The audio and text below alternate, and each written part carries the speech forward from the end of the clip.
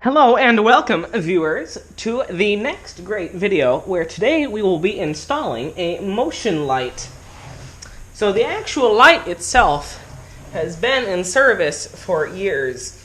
It is a 150 watt double-ended halogen tube lamp, and originally this had a motion detector here. However, the motion detector failed and it died. And so now, today, we are going to retrofit it with a new one.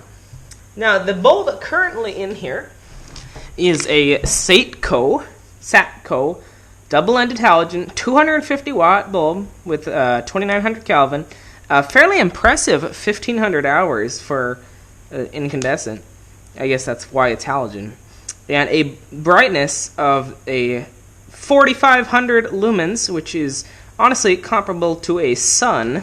This was $2. Now, this fixture is rated for a 150 watt bulb, and I did not know that when I purchased the 250 watt bulb.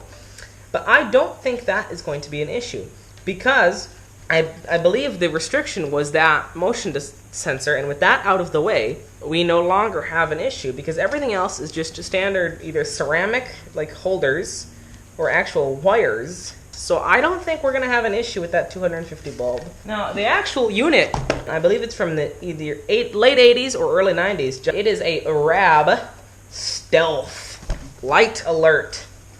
And it's actually quite impressive. So, quite a bit of thought went into this product. The actual unit here is quite large, as you can see. And it has your hot, neutral, or common, and your switched line.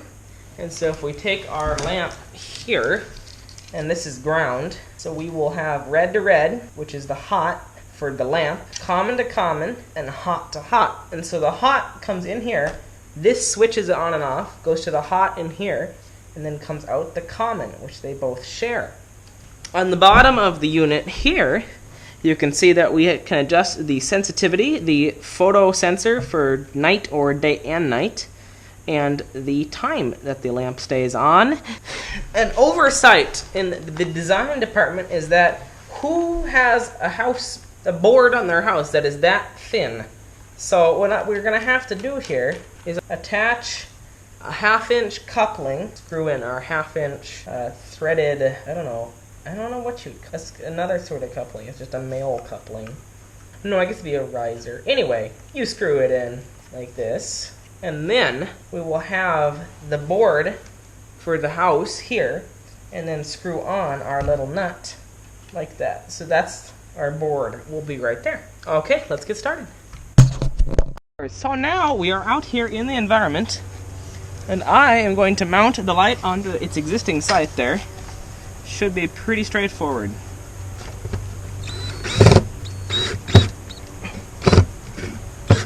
Okay.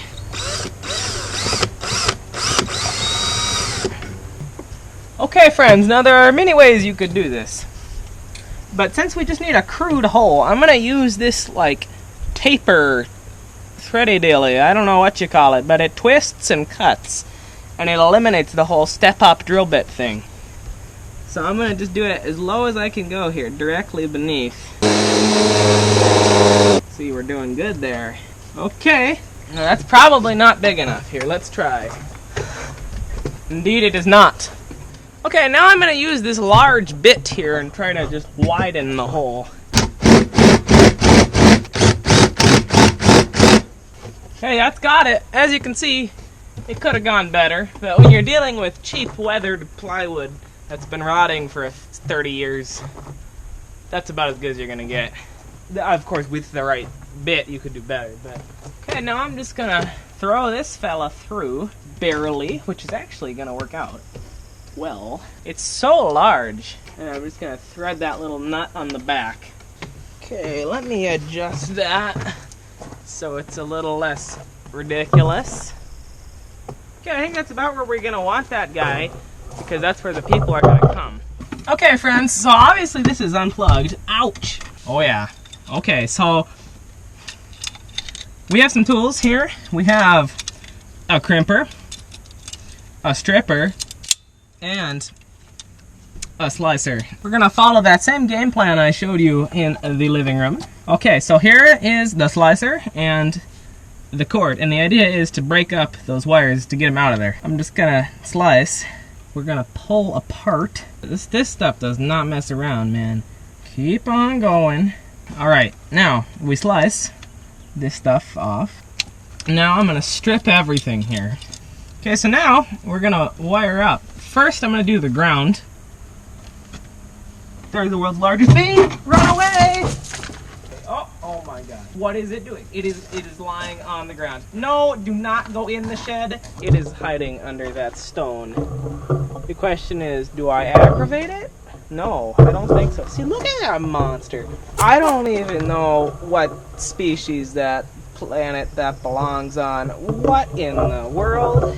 It just went in the dang! I'm gonna send you in there and tell me if it's still there. Yes, it is. I see it crawling. I don't know what we're gonna do.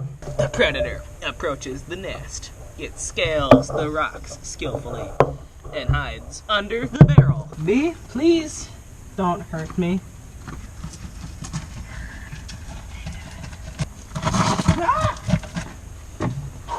Be quick before the bee comes back. Okay, so that's how that turned out. Now let's test it here. So, you know, red to red, they're coming out of the weeds. Yes! Ouch, that's really bright. Well, I'll tell you what, I'm gonna come back tonight and because, you know, lights are meant for darkness, so get away from this bee swarm, my gosh. Guys, we're gonna go check out the motion light. Approaching. It has the light on. Oh yeah, man. That's 250 watts all day.